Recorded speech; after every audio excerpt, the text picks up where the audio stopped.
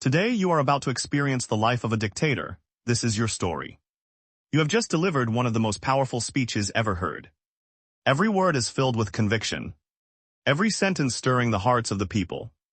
And that single speech unites the entire nation with an unprecedented sense of purpose. Your authority becomes absolute. You possess the power to redraw the borders of the land, as though the mountains and rivers themselves were part of your own blueprint. But how did you gain such extraordinary influence? You were born in an age of constant war and turmoil, yet the chaos beyond your doorstep was nothing compared to the oppression inside your own home. Your father was harsh and authoritarian, ruling the family with fear, while your mother was kind but placed every hope she had upon your shoulders. Don't mistake that for unconditional love. Those dreams were never truly yours. You were merely living as the replacement for someone else's unfulfilled expectations. Like so many stubborn parents, they cared little about whether you were happy. All they wanted was for you to become successful. Your dream of becoming a pianist was mercilessly crushed, and instead of greatness, you found yourself working as an ordinary clerk in a forgotten town. Your superior was lazy and incompetent, holding his position solely because of family connections. Every achievement was credited to him, every honor belonged to him, while you quietly shouldered every responsibility, working tirelessly day and night. Ironically, those overlooked duties taught you the true art of governing, while your superior grew increasingly complacent. Your obsession with perfection never faded. You wanted to transform the land for the better, proposing practical reforms, improving cities, strengthening public welfare, and creating a fairer tax system that genuinely benefited ordinary people. Your superior barely glanced at your proposals before signing them, caring only that you didn't interrupt his comfortable life.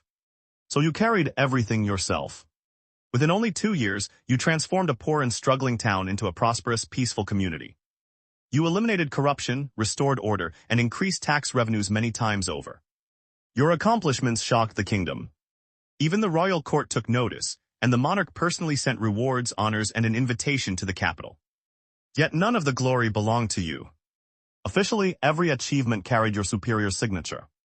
You remained invisible, the man behind the curtain whose brilliance and relentless pursuit of perfection served only to elevate someone else. Then your opportunity finally arrived.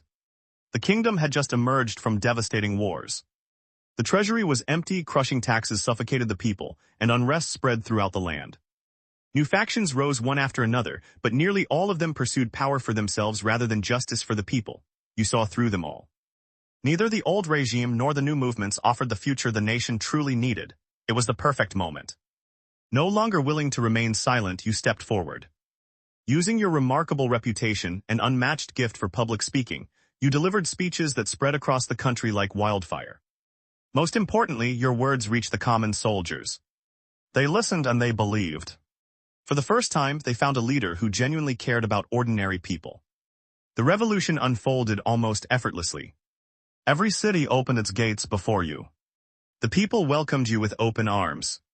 The old order collapsed, a new nation was born, and you, the once forgotten nobody, became its ruler. During your first year in power, you were the nation's greatest hope. The people called you their savior, and their admiration slowly intoxicated you. Every time you looked into the mirror, you no longer saw an ordinary man. You saw someone almost divine. By the second year of your reign, that confidence had become dangerous. You stopped listening to honest advice, believing ordinary people were unworthy of questioning your judgment. You ruled alone. Anyone who opposed you was silenced or cast aside, and fear spread throughout the palace. Yet you were no fool. You understood that without a shared purpose, a nation would eventually lose its direction. The people needed something to believe in. So you carefully built that belief. You established strict laws, eliminated criminals and political threats alike, restored order across the kingdom, and made yourself the people's only source of security. You became both the creator of order and its guardian. Your iron rule strengthened the nation, and the people admired you more than ever. By the 4th year, your control was absolute. The kingdom flourished under your command, yet your ambition remained unsatisfied. You wanted your peace and prosperity to extend far beyond your borders, but you understood that conquest required a righteous cause. War needed faith. It needed purpose. As you searched for that justification, your father returned to your life. Ever since you had risen to power, he had indulged himself in luxury and arrogance. You cared little about how he lived, but you could never tolerate the way he treated you. In his eyes, you would always be a disappointment. He humiliated you before the court, treating you like a servant. He was the final stain upon your perfect image, a constant reminder of your humiliating past. Yet tradition and filial duty prevented you from acting against him directly.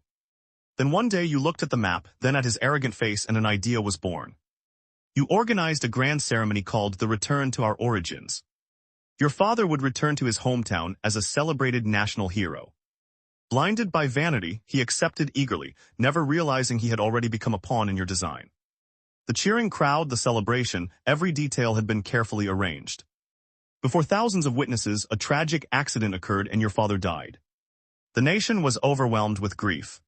Suppressing your own sorrow, you stood before the people. The greatest shame of your life became your greatest source of legitimacy. Your painful past disappeared, replaced by the image of a devoted son mourning his father for the sake of the nation. Your speech ignited the hearts of millions. The army's morale soared, and under the banner of justice, your forces conquered every remaining rival and united the realm. You established a national day of remembrance, and the people adored you even more. By the 5th year of your reign, you strengthened your dynasty through marriage into a noble family and had 2 sons. Your eldest was everything you had ever wished to become: kind, honorable, gifted, and deeply loved by the people. 25 years later, he became the world's greatest hope for peace. After decades of war, a royal marriage between him and the princess of the rival kingdom promised to end all conflict forever. Before a cheering nation, you declared him your heir. On the wedding day, everything proceeded flawlessly until the ceremonial toast, when your younger son respectfully presented the wine. Suddenly, before thousands of witnesses, the princess lost control and your perfect son collapsed before the altar. The dream of peace died with him.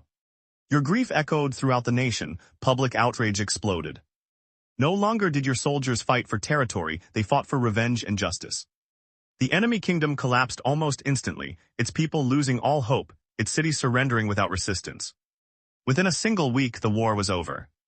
With tears streaming down your face, you delivered another unforgettable speech, and the entire nation mourned together.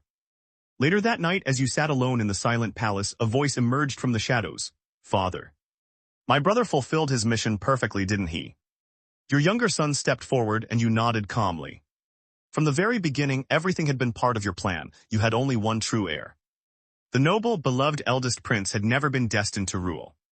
You had carefully chosen him, raised him, and shaped him for one purpose alone: to become the spark that would unite an entire nation. The princess's outburst had simply been another move in your design. Your eldest son had been born to become a sacrifice, your greatest weapon. In the end, it was not your armies that destroyed your enemies. It was belief, it was grief, it was the human heart. By the 28th year of your reign, the world was united and peace spread across the land. Stories of your greatness echoed everywhere. The people no longer regarded you as a mere ruler, but as the living embodiment of the nation itself, a figure approaching immortality. Only one final step remained before your name would be remembered forever. But your younger son had waited patiently for that very moment. He inherited every one of your strategies and surpassed you in ruthlessness. Inside the palace, he assassinated you. To the outside world, however, he declared that foreign enemies had murdered the great ruler. Your death instantly became a new national banner, a new righteous cause, and the perfect justification to begin yet another campaign of conquest.